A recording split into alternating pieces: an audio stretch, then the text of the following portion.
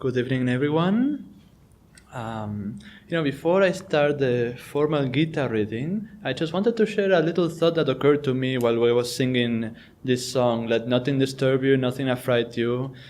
I realized what a blessing it is when we face difficulties in life.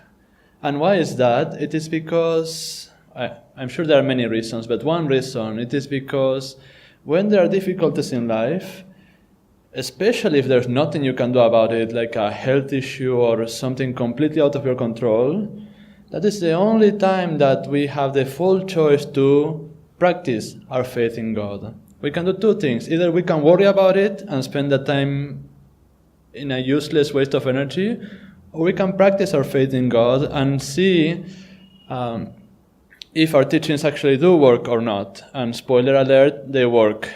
So you try that. It's a nice little thought to start with. Now I want to, for today, for the Gita, I wanted to read from chapter 2. Now if you probably remember a little bit, in chapter 2 what happens is that it starts with Arjuna telling Krishna all of the reasons why he doesn't want to fight.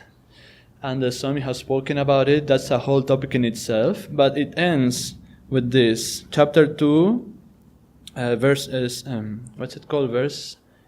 Shastra. Anyway, chapter 2, verse 9. Sanjaya then said to Dhritarashtra, having thus addressed Krishna, Arjuna declared further to Govinda, I will not fight. And thereupon he fell silent. I'm going to keep this close because I'm going to take it out again.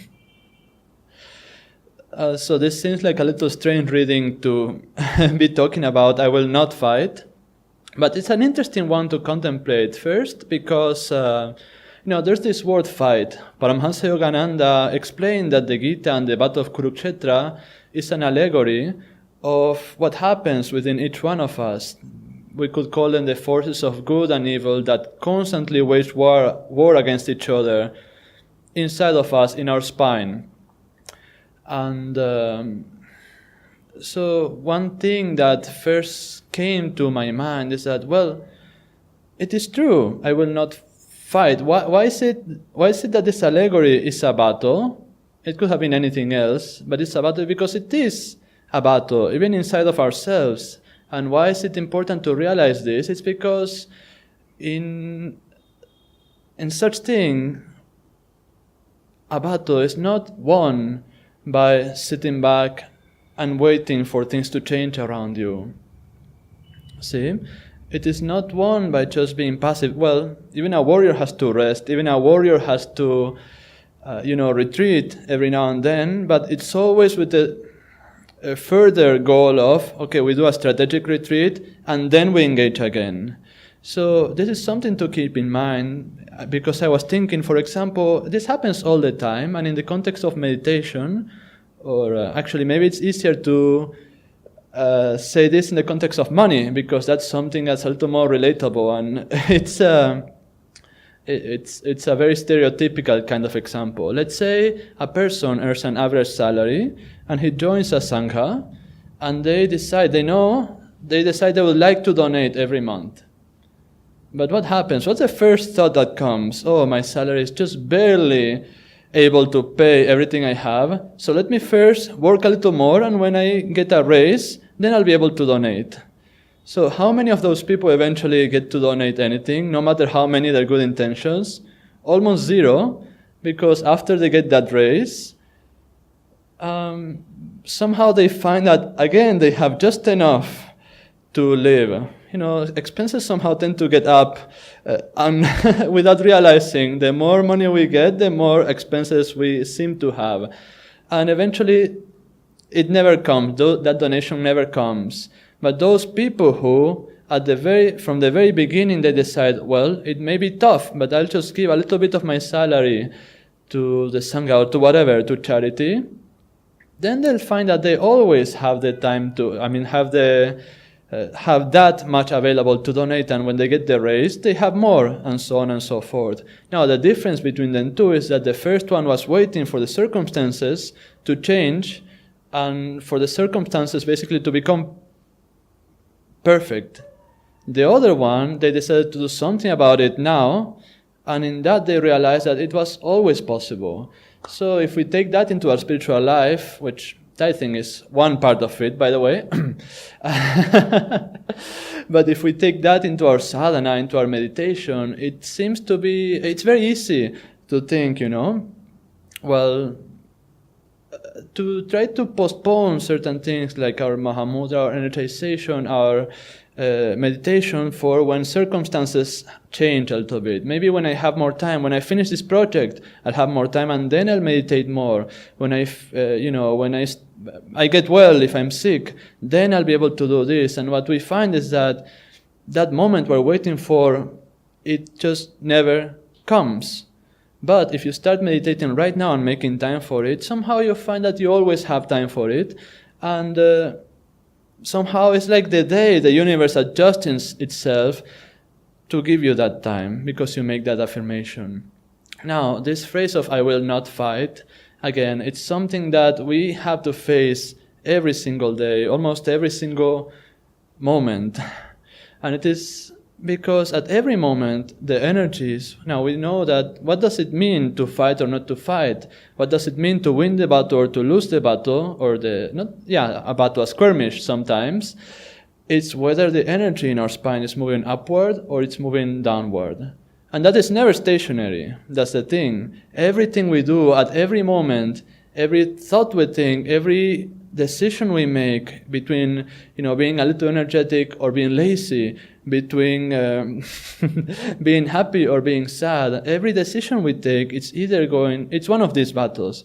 It's either going to help the energy move up the spine or down the spine. And so I thought about this because somebody asked me very recently, they posed me an interesting question. It was just a few days ago. The question was, are you mostly happy? And I thought it was a very strange question. Yes, of course. Yes. Why, do I look sad? No, didn't say that, but yes, of course. And it was strange for this word mostly, but anyway. So the next question came, what do you do when you're unhappy? I was like, unhappy. Let me think. And I thought about it, and well, it can happen. I can get grumpy and irritable or stressed. They usually come together. But that is not, I'm not really unhappy in those moments. It's just that there's a little smoke, maybe covering my happiness, and a little blow of the breeze of calmness. It just goes away, and there was always that happiness below. So I had to think, unhappy. What is it even to be unhappy? And, so I had to, now I know. I thought back a little bit, and it does happen, maybe every several months or something. And so I tried to think, what does it feel like to be actually unhappy? Not just a little grumpy, not just a little stressed, but unhappy. And, when this question was asked, I couldn't quite put my thumb on it, but I will now because I kept thinking about it. So the answer I gave is, well, when I'm unhappy, I just get happy. I decide to be happy and that's it. Or another thing I do is that if it's too much, I just indulge in it a little until I'm tired of it and then I become happy. That's all. I don't know if it was a very satisfying answer. So I kept thinking about it and I realized when we are actually unhappy, what's happening is very simple. It's the energy is going down the spine. And that's all there is to it. And then I was thinking, where does this talent, this ability come to raise the energy on your spine at will? Well, that is why we practice energization, and that is why we have Kriya Yoga, and that is why it's so important, because it makes you be aware of all of these realities, and not only allows us to be aware of the realities of the energy on our spine, it also allows us to get involved in that process, catch that energy that's going down, and raise it. So that's, going back to it, that's what I realize. When that happens, if I feel unhappy, thanks to my practice of Kriya Yoga, I can just grab that and raise the energy. And that's, it's as simple as that. And that is very good news. And it's also very bad news. It's good news because it means that the ability to live in joy, to be happy, to be uplifted is 100% within us. And the bad news is that the ability to be happy and joyful is 100% within us. It means that we cannot wait for something outside to give it to us. See, that is a mistake we tend to make. Now, I want to give a few tricks. One of them, Dr. Adityaji, he loves to speak about, and I'm sure he has experienced it. I have also experienced it. And if we can stop giggling for a moment because it seems silly, then we can all experience it. Now, we have some Ananda Yoga teachers here in the room today, so they can tell you something that we can all experience, which is every physical position we assume it's in itself an affirmation. It's a very powerful affirmation. It directs the flow of energy in our spine, and it somehow our consciousness manifests whatever our position or our body is expressing. So what does Dr. Aditya say? I'm sure many of you know. If you cannot pick yourself up, just go to the mirror, put your fingers like this, and force your mouth to smile. Smile. That's such an important thing. It's such an important affirmation. Now, you you try it yourself. If it's a very good thing to treat yourself as an experimental subject. Your body, your energy is your laboratory. If you feel unhappy, try to smile. And what happens? You'll notice that you can feel the energy kind of going up, and it will be blocked. There is something that is blocking it, and somehow you cannot smile. And then, you kind of make the effort and smile sincerely, and that block is overcome, and suddenly you feel better. Just because of that little fact of smiling. Now what we're doing is, we're moving the energy up the spine. So simple, so hard sometimes, but so simple, and it's something that we all can do just with a little understanding of this. The beautiful thing about yoga is that it doesn't give you anything vague. It just explains to you how everything works and what you can do about it. And you can feel it, you can experience. One more thing you can do, same principle as smiling, is stand up straight. You will find that, a few stanzas ago, it says that Arjuna drops his bow when he decides not to fight. Now, Master explained that dropping his bow means that his spine went crooked. And again, if you're feeling your energy down, you'll find that it is very hard to, you can exaggerate, do like this, and you'll find it's very, very hard, but there'll be something that will release, some blockage will go, and your energy will be able to move up. Only those little things will help you to raise your energy. That's just a beginning, but it's so helpful. And then, through your practice of Kriya, through your control of the energy, you can do it at will. It doesn't require any physical movement, but those always help. So if I can give some homework for all of us to do, first thing in the morning, Bhara's always saying this, first thing in the morning, think of God. So I'll say, think of God and smile. Last thing at night, smile again and think of God. I don't want to contradict anybody. And so do that and see what a difference it makes. As I was saying last time, we have been given a very beautiful opportunity being here, even through all the challenges. The challenges are the beautiful part because it gives us the ability to gain control over the situation. If you're always in an ideal situation, you'll never want to do this. You'll never go beyond whatever limitation you have put on yourself, in your body, in your energy, in your mind. Now, another aspect I wanted to speak about is that, it's I was saying at the beginning that it's a fight, it's a battle, and we have to fight this battle. That's all very nice and good, but to always use this word fighting, fighting, fighting, fighting, my lovely wife made me realize it's a very masculine thing to do. And it is true. At the same time, there's a higher truth to this fighting, and that's why I'm going to read from this book again, because I realize once we really let go of our worldly ambitions, desires will be there, but our ambitions, our intentions are getting away from the world. And people in the world, they can go through a lot of things, sometimes undertake great sacrifices, because they have an anchor somehow. There's something they want to do, something very specific.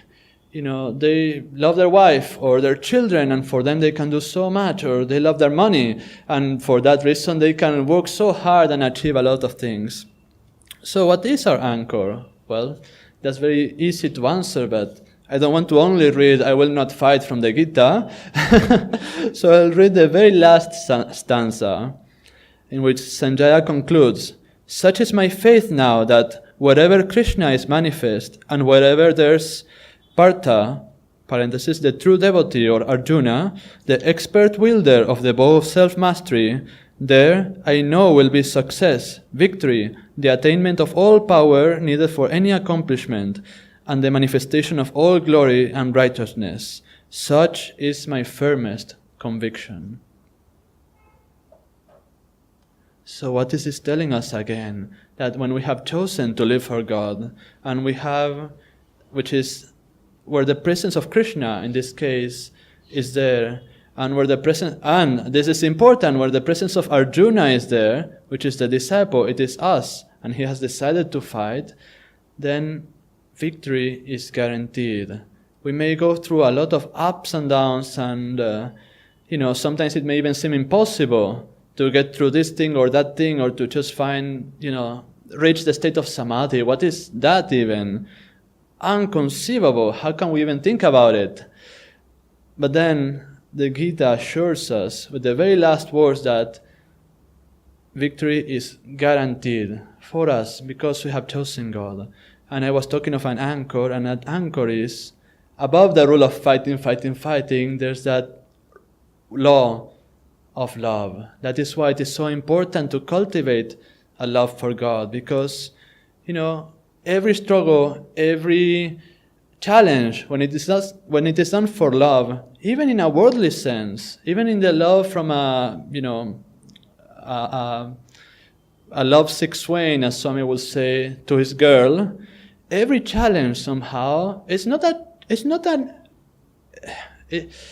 a joy, isn't it? Everything you do for your beloved, if you're really feeling that love in your heart, it's a joy. So there's no more talk about fighting and about effort and about struggle. All those things are there, but that's what they look like to the people who is not in that flow of divine love. That's what it looks like to people who need to be encouraged and to be told, you cannot just sit there all day. You need to do something about it.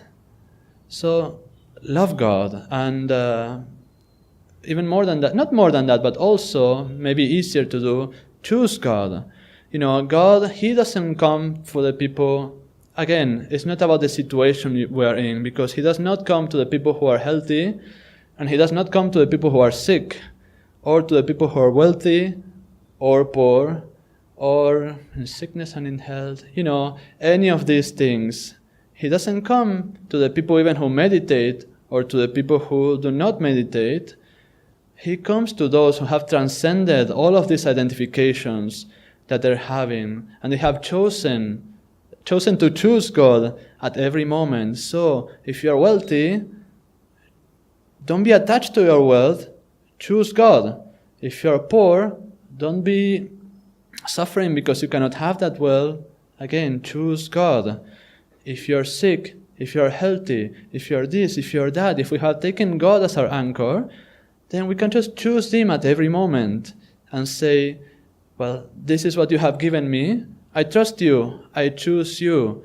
And maybe I'll do my best to get over this, But still, my most important thing at every moment is not my health, even if I'm striving toward it, it's you. It's not even my meditation, even though I'm meditating, I meditate for you. It's not even my seva, even though I'm serving, I do it always for you. And it is in this choosing God at every moment that, and then we'll see our life change. Not only our life outwardly, it will also and especially be inwardly. We'll have unending joy, perpetual happiness, and what's even more, people around us will feel that, and they will feel inspired. And what more can we do in the world than give happiness to others, that which we already have?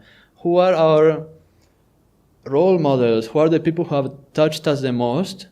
Well, to those of us who knew him, Swami Kriyananda. And what touched us about him? It wasn't how much he meditated. We may be impressed about it. We may have been impressed for how much he served also. But what really touched us, what really brought us to follow him and to love him so much, was his love, his joy, his dedication, and the fact that you could see it and it would be contagious. His presence will uplift you and will put you in tune with that state also, to whichever little degree we could, that he also had. So what is the best thing we can do? First of all, to thank him, and second, for ourselves and for everybody else. Do that. Reach that state. Choose God at every moment and just be a channel for joy and happiness and love to all the world. Om Guru.